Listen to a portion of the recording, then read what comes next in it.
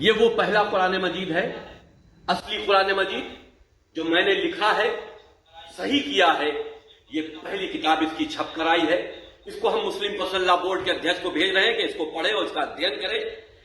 کہ ان میں سے جو ہم نے 26 آیتوں کو نکالا ہے اس سے اس میں کیا فرق پڑ گیا، اور جو ہم نے اس کے سورے ٹھیک کیے ہیں جو پہلے قرآن مجید میں کرم وائز صحیح نہیں تھے، جن کو پہلے خلیفہ ابو بکر، دوسرے خلیفہ عمر اور تیسرے خلیفہ عثمان نے اللہ کی آیتوں کو کلیکٹ کر کے کتابی شکل میں بنایا تھا تاکہ وہ دوسرے غیر مسلمانوں ملک پر حملہ کر سکے، وہاں قتل عام کر سکے، ان کی عبادت گاہوں کو توڑ سکے اور وہاں لوٹ کر سکے، اور بعد میں یہ کہہ سکے کہ یہ تو ہمارے قرآن مجید میں لکھا تھا۔ ہم نے ان 26 آیتوں کو اس طرح سے اس میں سے نکال دیا ہے۔ حضرت موسیٰ علیہ السلام کے جو اصل معجزے تھے وہ دو تھے۔ ایک عصا، جس کا کہ مقابلہ کیا آپ کو معلوم ہے کہ فرعون نے تمام جو جادوگر تھے پورے مملکت کے انہیں جمع کیا اور مقابلہ کیا۔ تو جس چیز کو کہ پیش کیا جائے چیلنج کے ساتھ کہ آؤ تو مقابلہ کر لو، وہ اصل معجزہ ہوتا ہے اس نبی اور رسول کا۔ تو حضور صلی اللہ علیہ وسلم کا اصل معجزہ، یعنی معجزات، آپ یہ موالتے میں مبتلا نہ ہو، میں بقیہ معجزات کی نفی نہیں کر رہا، یہ واقعات اپنی جگہ حق ہیں کہ حضور کو پتھر سلام کرتے تھے۔ حضور صلی اللہ علیہ وسلم جس کھجور کے تنے کے ساتھ ٹیک لگا کر خطبہ دیا کرتے تھے، جبکہ ابھی مسجد نبی میں ممبر نہیں بنا تھا، جب تعداد زیادہ ہو گئی مسلمانوں کی اور ضرورت محسوس ہوئی کہ ذرا بلند مقام پر کھڑے ہو کر آپ خطبہ ارشاد فرمائیں، تو پھر وہ ممبر بنا کر رکھا گیا۔ پہلے مرتبہ جب آپ ممبر پر چڑھ رہے تھے خطبہ دینے کے لیے، تو اس کھجور کے سوکھے تنے میں سے ایسی آواز آئی جیسے کوئی بچہ بلک بلک کر رو رہا ہو کہ وہ سعادت جو مجھے حاصل رہی تھی آج تک میں محروم ہو گیا۔ تو یہ انبیاء کا مقام ہے۔ مولانا روم نے اسی لیے کہا ہے کہ فلسفی کو منکر حنانہ است،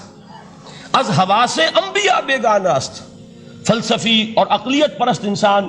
وہ تو حنانہ کا انکار کر دے گا، کیسے ممکن ہے سوکھا تنا اور اس کے اندر سے بچے کی طرح بلکنے کی آواز آئے، لیکن یہ اس لیے کہ وہ انبیاء کے خصوصی احوال جو ہے ان کو جانتا نہیں ہے۔ اس قسم کے خرق عادت واقعات حضور کی زندگی میں بھی بے شمار ہوئے،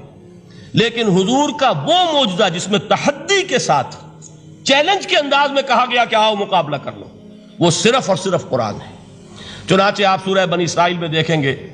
قُلْ لَئِنِ اجْتَمَعَتِ الْإِنسُ وَالْجِنُّ عَلَىٰ أَن يَأْتُوا بِمِثْلِ هَٰذَا الْقُرْآنِ لَا يَأْتُونَ بِمِثْلِهِ وَلَوْ كَانَ بَعْضُهُمْ لِبَعْضٍ ظَهِيرًا۔ اے نبی چیلنج کر دیجئے، اگر تمام انسان اور تمام جن مل کر یہ چاہیں کہ اس قرآن جیسی کوئی تصنیف کر دیں، تو چاہے وہ ایک دوسرے کا کتنی بھی اس میں مدد کریں اور تعاون کریں، وہ ہرگز قرآن جیسی کتاب تصنیف نہیں کر سکتے۔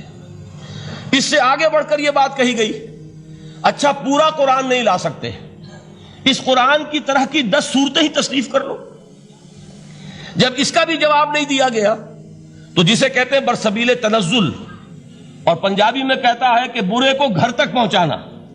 وہ برے کو گھر تک پہنچانے کے لیے فرمایا ایک صورت ہی بنا لاؤ۔ یہ سورہ ہود میں اور سورہ یونس میں یہ مضمون آیا، اور پھر سورہ بقرہ میں ہجرت کے بعد جو پہلی صورت نازل ہوئی اس میں پھر اس کو دہرا دیا گیا، وَإِن كُنتُمْ فِي رَيْبٍ مِّمَّا نَزَّلْنَا عَلَىٰ عَبْدِنَا فَأْتُوا بِسُورَةٍ مِّن مِّثْلِهِ وَادْعُوا شُهَدَاءَكُم مِّن دُونِ اللَّهِ إِن كُنتُمْ صَادِقِينَ۔ کہ اگر تمہیں کوئی شک ہے اس کتاب کے بارے میں جو ہم نے نازل فرمائی ہے، شک کیا ہوگا؟ شک اسی بات میں ہوگا کہ شاید یہ محمد کا اپنا کلام ہے صلی اللہ علیہ وسلم، یا کوئی اور انسان ہے جو انہیں سکھا پڑھا رہا ہے۔ اگر تمہیں اس نوعیت کا کوئی شک ہے تو اس جیسی ایک صورت بنا لاؤ، فاتو بسورۃ من مثلہ۔ اور نوٹ کیجئے گا سورۃ العصر بھی صورت ہے، سورۃ الکوثر بھی صورت ہے، 3 آیات بھی اگر ایسی تم تصنیف کر کے لے آؤ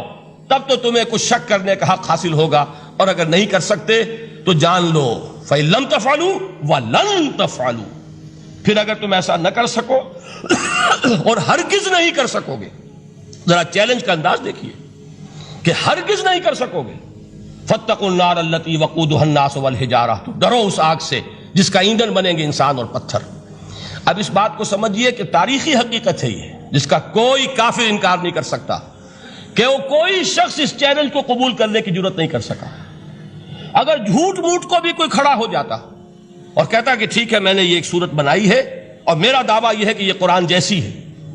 تو ایک کنٹروورسی تو پیدا ہو جاتی نا۔ کچھ لوگ چاہے کہتے کہ نہیں یہ قرآن کے سطح کی نہیں ہے، لیکن یہ کہ اس کا دعویٰ تو ہو جاتا، لیکن تاریخ یہ بتا رہی ہے کہ سرے سے کسی شخص نے اس کی جرت نہیں کی، اس درجے وہ قرآن سے مرعوب ہوئے۔ تو حضور کا سب سے بڑا معجزہ جو آج تک زندہ ہے، اس کو ذہن میں رکھیے، میں نے جو حضرت موسیٰ حضرت عیسیٰ کے معجزات گنوائے ہیں وہ در حقیقت ان کی اپنی ذات کے ساتھ تھے۔ ید بیضا موسیٰ کے ساتھ تھا، عصا معجزہ اس وقت تھا جب موسیٰ کے ہاتھ میں تھا، اس کے بعد کئی سو برس تک وہ صندوق سکینہ جو ہے، تابوت سکینہ، اس میں وہ عصا رکھا رہا، لیکن اب وہ معجزہ نہیں تھا، وہ سوکھی لکڑی تھی، اس کے سوا کچھ نہیں۔ تو تمام انبیاء اور رسول کے معجزے ختم ہو گئے، وہ ان کی ذات کے ساتھ تھے۔